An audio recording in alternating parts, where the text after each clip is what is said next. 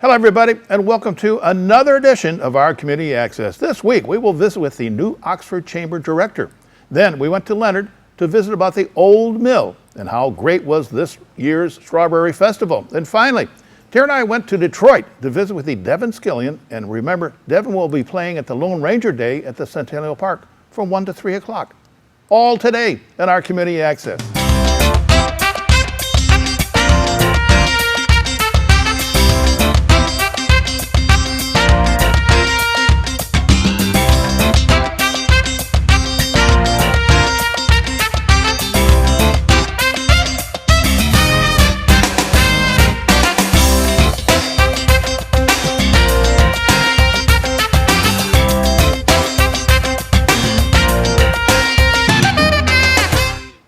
Welcome back. After a long search, but the Chamber of Oxford selected a brand new director.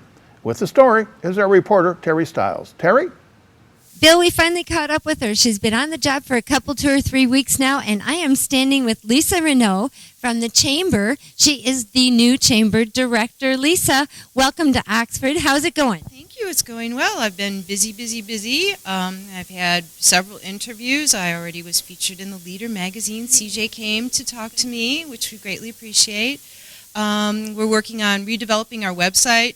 Everything's about bringing more member value to the community.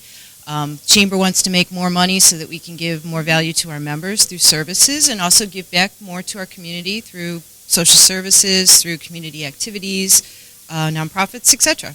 So, yes, very busy. Not to mention you have some upcoming projects going on for the community entertainment, correct? We do. We participate in the day-long Lone Ranger Day. It's the Villages event that has the parade.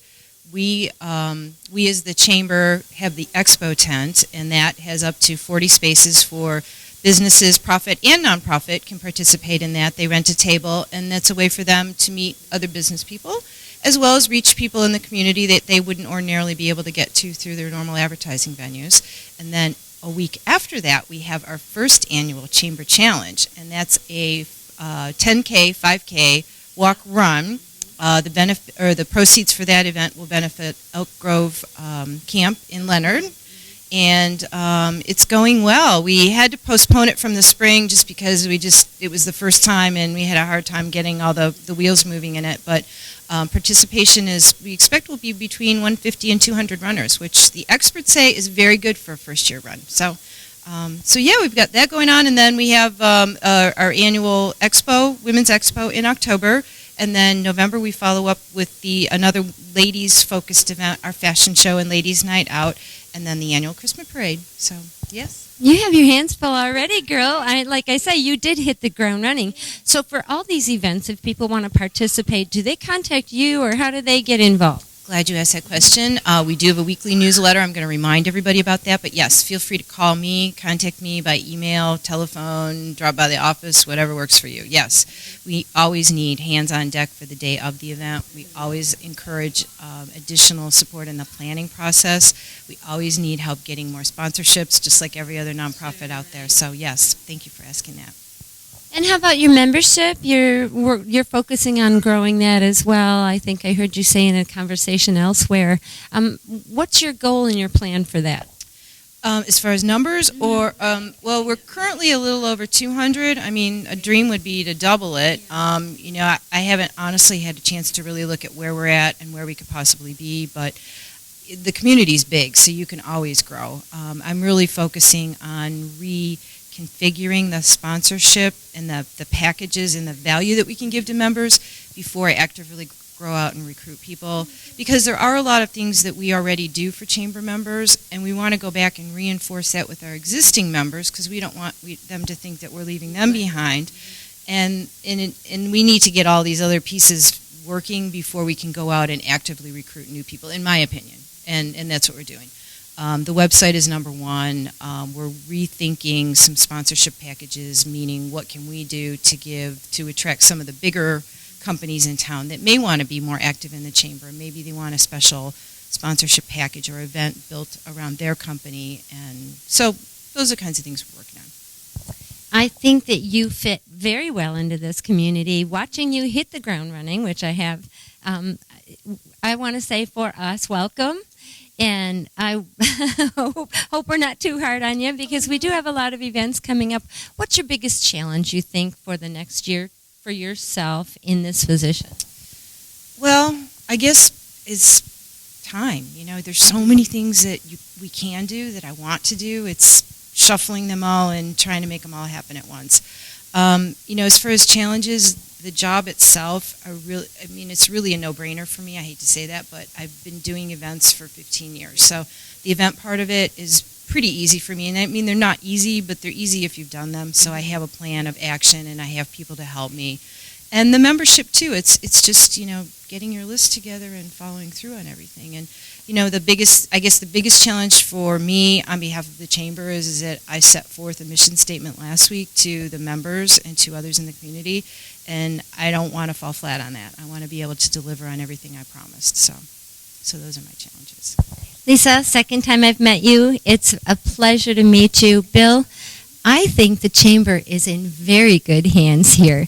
Welcome to the community. Thank you so much. And caller, stop by, say hi, do whatever.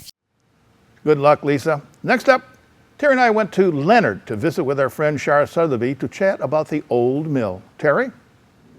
Hi, Bill. The Strawberry Festival was a huge success this year, and we're going to come and talk to Shar Sotheby about numbers and people, and also I want to talk to you about the mill campaign that's going on, because that's part of our Strawberry Festival this year.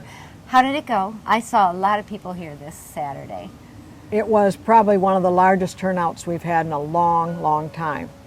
Very exciting, very, very good day. The weather was perfect. You know, it was a little bit overcast and warm, but not hot. Right. And people were excited about the mill. Plus, the library was having a 5K and 10K run. That brought a lot of people in, a lot of interest. I was going to ask you, what do you think brought people in? I also think the mill had a lot to do with it. That article in the paper prior to that didn't hurt. Yep.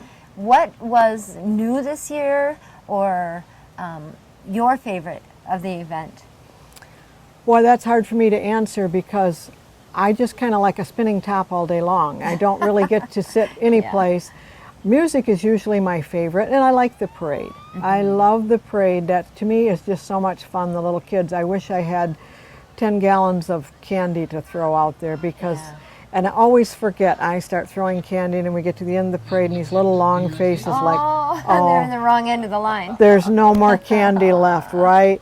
And everybody else has already gotten to that point. So I think we need to have a couple buckets of candy for when we get to the end of the line. True. There were very many happy faces. We got to be right in the middle of it, and you had a special speaker this year. Yes, we What did. brought him out here? Al Brooks came out because of the mill and Main Street. And we are trying to get monies to preserve the mill. And so a lot of his initiatives have been the preservation and growing Oakland County's businesses. And the feeling is that if this mill can be preserved and become a part of this community, that people will want to come to Leonard. You know, we have a trail that comes through. It's part of the governor's initiative.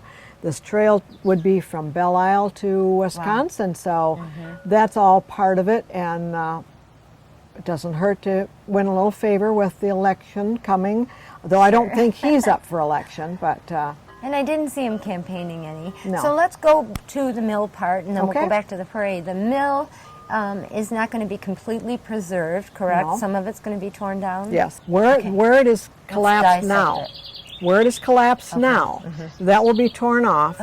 And phase one is to put a deck there with tables so that people that are riding the trail, walking the trail, have a place to rest. And the portion to the west will also be torn off, and that part will be bathrooms. And so, yes, they will be permanent bathrooms, so they'll have to put a septic and a well in there for those. The tall part is structurally sound, and they don't plan to do much with that other than put a new roof on it, and it is planned to be a store, a trail store, so that if you're traveling and you need water, you need batteries, you need a snack, jacket, something, snack, yes, right. that those things will be there for you. It probably would be limited hours, but still, I think it would be a good thing. I asked the gal from the DNR who was evaluating for us for a grant.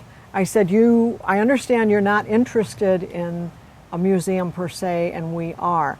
Would you feel that it would be okay if we had a trail store that was a museum with our treasures hanging on the walls so that people can see what's special about this mill and this community? She said, absolutely no problem. Great, great. That would be phase one. Phase two is this front part, which faces the north. I was incorrect earlier. That is the deck, would be restored to, if you look at the mill where you can see the roof line, that would be where it'd be restored to, and it would be a community center. Wow, that's great. I think every community should have a community center. I agree. Is that the original part of the mill? The original part is the tall part. Okay, all right. And so what part, I keep hearing the word beanery. Yeah. What was that? That was in that tall part. Okay. And they had, now again, my history on that's limited. They had sorters, and they had women that run these sorters to, I'm not sure if it shelled the beans, but I think that's what it was doing. And there is a big machine in there, and I don't know if it's for sorting beans or what, but there's a hopper, so you can actually see that it was for doing something of that sort. Not a lot of history, documented history on the date, right, that it was built. It was built in the late 1800s? Yes. Okay. So it will have a historic preservation Marker. documentation Yep. marker for the state then. Yes. That's great. So right now you're looking at trying to get grants from the DNR. Not only the DNR, if I have my facts straight, theirs is the biggie, a $300,000 grant. Wow. That's great. In order to get that, you have to have matching funds. Right. And so that's what we're working very hard is to get the matching funds so that the DNR part will come through. Now, can those matching funds come from another grant? Oh, yes. Okay, so then you'd get another grant for those matching funds, and that would kind of perpetuate itself. Yep. And you're looking elsewhere. I think I heard L. Brooks Patterson talking to somebody about their planning. Oakland County has a historical grant. Yes, or they do. have funds for that? Yeah. Great. So you're going to try there too? Yes. Wonderful. There's also small trust fund type grants around here too. So anybody that's interested in trying to help you guys get funds, who should they contact? They should contact the Village of Leonard. Okay. And talk to them. We will have a separate account for those funds. Also, I've been part of the Little Main Street in Leonard from the beginning, and we aren't real active right now. We have over $300 in our account. We're going to donate that to the mill. And then the Rochester Heritage Group, nice group. We were so fortunate that they called one day and said, we don't have anything to fundraise in Rochester for. Do you have anything? I said, oh, we do. And so for more than a year now, I have been meeting with them, and they had this big jug, like a water jug for a water cooler. Yes. And it's glass, so it's an old one. And they were letting people put donations in it. Now, I don't have an exact amount how much was in there, but that's all going to the mill. Yay. So. They called the right person. And so if people from outside of this area want to contact the historical group in Rochester, should they also go through the village to contact them? The village would prefer that they went through the village. For everything. But I do know that the Heritage Group has on their website, Oh, good. my technical skills are limited, but I believe there is a button or something that would connect so that they can connect up for that. Good, then I'll put the website at the bottom of this page Okay. that people can check out there. Let's go back to the Strawberry Festival. Okay. There was a lot of ice cream going through that There was. day. Do you have any idea what the numbers are? Or? I do, only in that Fire Chief Jerry told me that normally they get 20 tubs of ice cream, and he said they'll have 2-3 left over. So this year they ordered 19 and used every bit. They actually ran out of strawberries No before the kidding. end. But, Wow. I mean, they still had some sundaes prepared, but they couldn't make them all strawberry sundaes. So I think that's awesome. It is awesome. That's great. And- yeah, it was hard to walk through there. It was, and I big tribute to our fire department for all the work that they put in to do that. I think that I especially feel that way for two reasons. Number one, most of our fire department doesn't live in the village of Leonard anymore, so they don't have this history.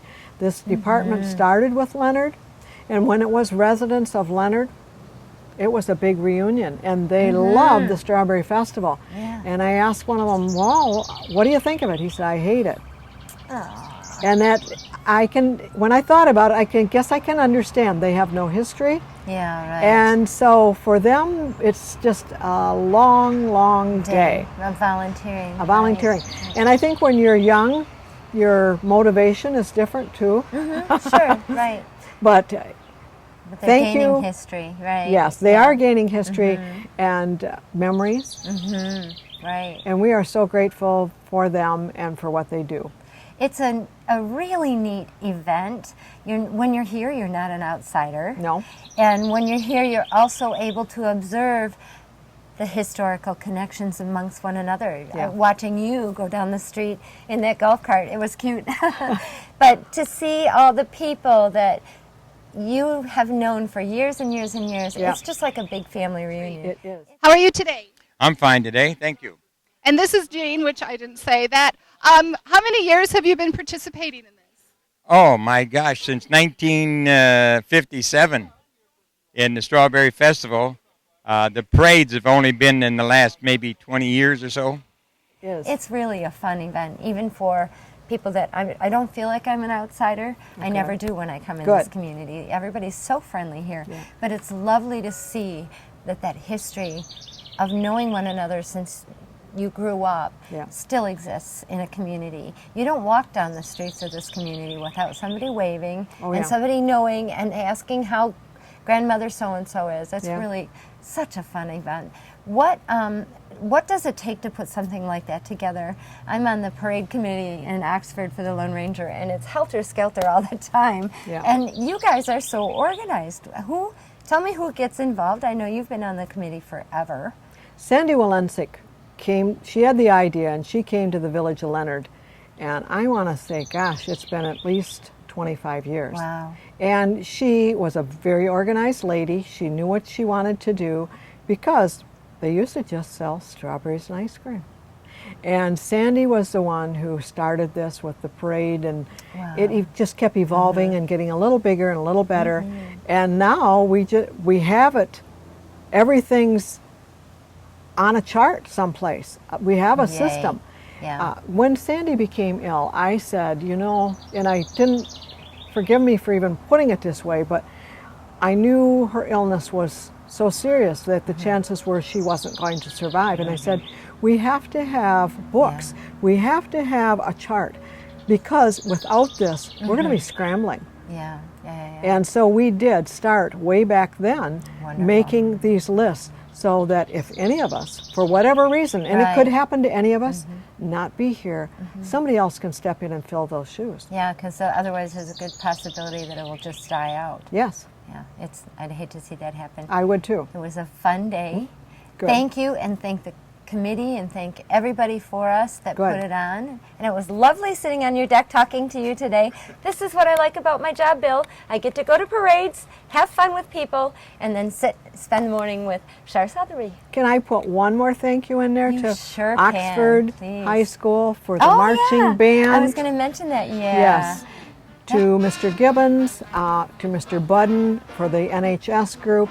We are so grateful for the band and their volunteering, and to Yeah. Sammy Spacuzza, who's going to be a senior this year, who helps organize this with Mr. Gibbons and her family. They all come and they all spend the whole day. Sammy, Tom, Joe, and Patrice Fredericks. We are so grateful to that family and to everybody else who jumps in and helps that day. I agree. She got that started last year, didn't she? Yes, she did. Yeah, God bless her. Yeah. Yes, I agree. Yeah.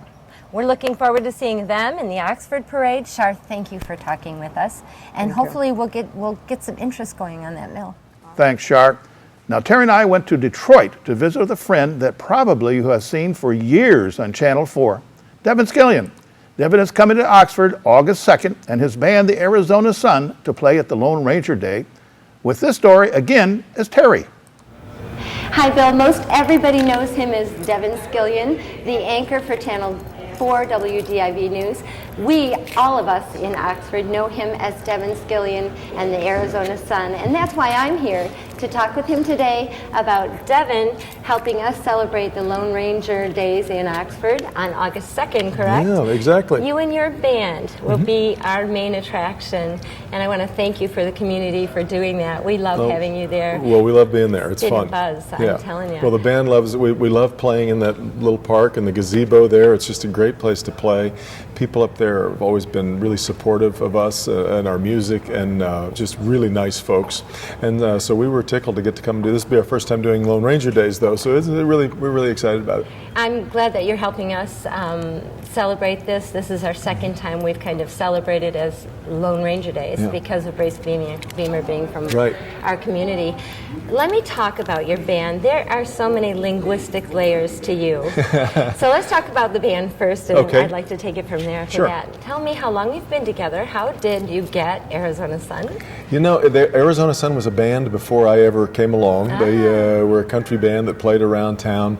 And years ago, and it's now probably been getting close to 10 or 12 years ago, I was invited to play at something and needed a band.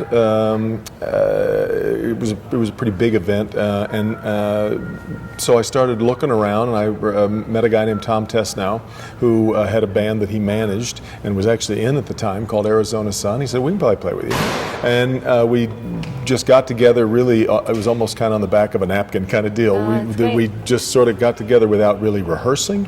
We showed up that night, and they were like a great old country jukebox. I would say Lukenbach, and they would say, "What key?" and off we'd go. And so it was. We just really all liked the same kind of music. We grew up on the same kind of music, and little by little, then we started adding my original music into the mix, and now we've been together for a long time. So you write a lot of your own songs. Are all of the songs that you do as a band all original songs? No, we do a lot of covers. They're all sort of, some of them are covers that are not as maybe necessarily popular with other folks, so they might sound like new songs to some, but great old songs to me that I.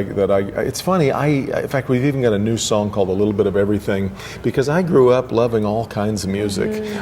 Back in the old days, you could listen to one radio station and hear Waylon Jennings, and then the Spinners, and then Aretha Franklin, and then and then Kiss. Now it's kind of hard to do that anymore, but we kind of like a little bit of everything. But we really focus a lot on that great old Nashville sound that we like.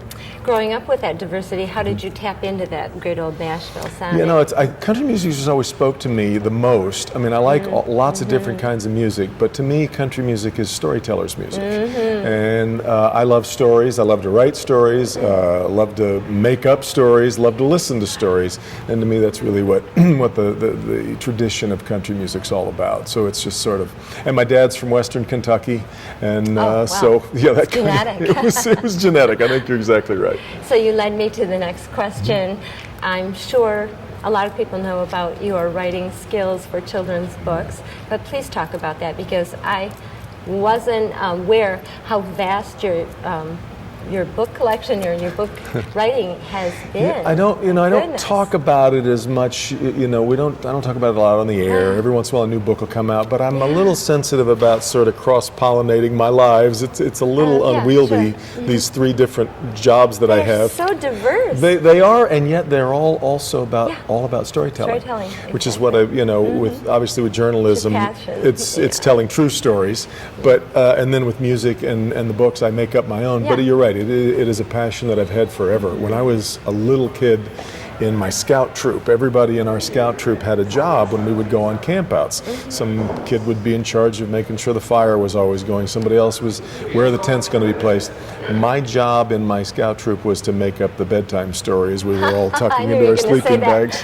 So it goes way back with me. Fire story. Exactly. Oh, that's And I wrote my first children's story when I was in high school. I was part of an English assignment, and it really lit a fire in me.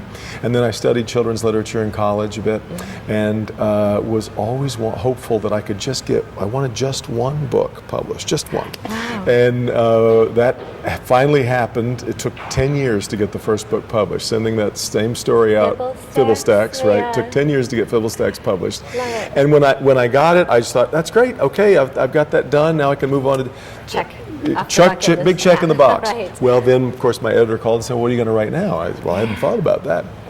So, now 15, 16 books later, it's turned into quite a little, a huge part of my life. Well, and they're different too. You can tell they're not the same theme. Right. They seem to be different, just a totally different book Yeah. for whatever that title is, A for America. Right, A That is was your for, next, did a or- couple of alphabet, A is for America was my second book, and Alphabet books. that's been, that was crazy. The book ended up being released 3 months before 9/11 happened. So completely Wow. serendipitous. You Providence, released, we had no yeah. idea, but all of a sudden there was this thirst for American Sure. material. And so it became a national bestseller and was under the White House Christmas tree, and I got invited to the White House to read it, and Very nice. that was really the one that really then kind of lit the fuse on the whole, on the rest of the path. And my 16th book will be out now in September this Bravo. coming year. So, but you're right, they're all different because I tend to lack focus, I think is what you would say. I'm kind of all over the place. And sometimes I want to write about true historical, true things. Yeah. I have a book about the Oklahoma land run that's kind of historical fiction. And then sometimes just really whimsical, crazy off the top of my head, like Memoirs of a Goldfish kind of thing. Yeah. Well, I also think that ties into your journalism background. You have to be that diverse. It's not like you can pick and choose which story. Oh, I think that's exactly right. I have always, I tell young journalists, better to know a little about a lot than a Yes, lot about exactly. a little. Yeah, a journalist should be a generalist. Yes. Yeah. So what next for you? More songwriting? More? I am working on two other books right now. I have 4 novels in various starts that's of fits and starts. I find it difficult to find the time that it takes to yeah. really focus on a novel.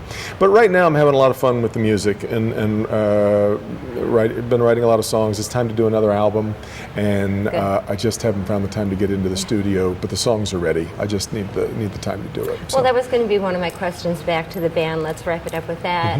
I couldn't figure out how you found all that time to be with the band, to go on tours like you do with the band. And now you tell me at the beginning, you guys fit right off the bat. Yeah. Do you spend a lot of time practicing? Because that's I'm embarrassed to tell you that we don't rehearse maybe I very won't much. answer that No, it's question. okay. It's okay. We rehearse when I have a bunch of new songs that I want to add, and we've added a couple of new songs to our show that I've just finished recently, and so. But fortunately, they're all so skilled, and these are all far better players than I am. I'm just kind of a hack They're with a curating. guitar. These guys all know exactly what that's they're good. doing, and they can kind of follow me, and so I'm really, really lucky to have really good players. I get that question all the time, though. How do you find the time? I don't sleep much, I guess, for starters, but some people play golf. I don't know where I would find 6 hours. I love to play golf, but I don't play very often because if I've got 6 hours, at one stretch. I ought to be, sitting. I want to be sitting down with my guitar or at the piano or in Yeah. front of the keyboard. Sure. So it's really there is time to do the things that you love. I Your think. passion, And exactly. I've tried to raise all 4 of my kids. Corey and I both have. Yeah. Tried to tell them all the time, life is about pursuing passion, and if you're lucky enough that you can actually make a living at your passion, Yeah, even no better. kidding. But keep those things, keep very clear focus, keep your compass calibrated on what you're passionate about. Yeah, good advice from a parent or anyone. Yeah. Thank you for joining us. We're looking forward to seeing you on August 2nd and celebrating Oxford with us. We are too, and thanks so much for coming and seeing me and my. Sure. Here we are at Channel Lovely 4, office. but this, I tell people It's that great. this news thing is just temporary until music works out. Yes, So- I agree with I agree with you. Everything has changed since then. They say it's for the good. Good job. Devin will be playing again on August 2nd at the Centennial Park from 1 till 3. Well, that's all the time for this week. We hope you enjoyed our program. So for our reporter and editor Teri Stiles, and for our producer Jim Hughes for getting the story with Devin Scillian, and for me, I'm Bill Service, and you have a great, great week.